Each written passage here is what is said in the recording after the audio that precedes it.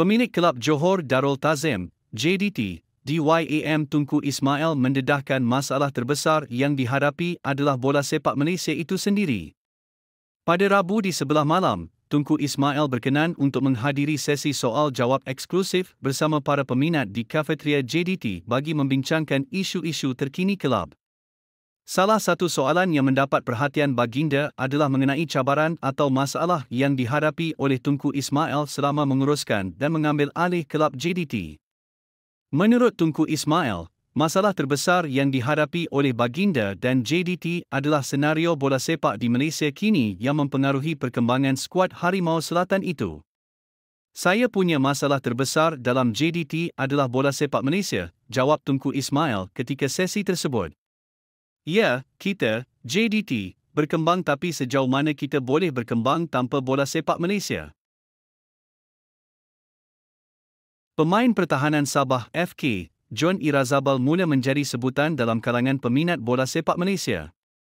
Ini kerana menurut wartawan Astro Arena, Fina Nasrum, Irazabal merupakan salah seorang daripada 3 pemain warisan yang dilaporkan bakal memperkuat skuad Harimau Malaya.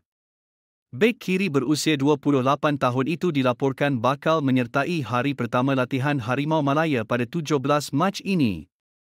Difahamkan pemain dari Liga Azerbaijan, Sabah FK, John Irazabal salah seorang dari 3 pemain berdarah warisan yang bakal sertai kem latihan kebangsaan 17 Mac ini, katanya di X. Majoriti karier Irazabal dihabiskan di Sepanyol sebelum beliau menyertai Sabah FK pada 2022. Selain pasukan Azerbaijan itu, beliau juga pernah beraksi untuk Amorebita, Leyoe, Eibar B dan Mirandés. Selain beraksi sebagai bek kiri, Irazabal juga boleh beraksi sebagai bek tengah jika diperlukan. Kedah Darul Aman FC, KDA FC dan Sri Pahang FC dijangka tidak beraksi dalam Liga Malaysia, Liga M, pada musim hadapan. Perkara ini didedahkan sendiri di YAM Tunku Mahkota Ismail, pemangku Sultan Johor apabila ditanya tentang situasi semasa bola sepak negara. Baginda memaklumkan kedua-dua pasukan terpaksa melupakan Liga M musim hadapan susulan isu luar padang yang timbul pada musim 2024-25. Saya terpaksa cakap selamat tinggal kepada sahabat saya, bapa saudara saya Tengku Muda dan kepada pasukan legenda yang banyak sejarah macam Pahang. Kerana tahun depan Pahang tiada lagi. Bubar terus pasal ada masalah dalam Pahang. Jadi, bagi kita ini berita sedih.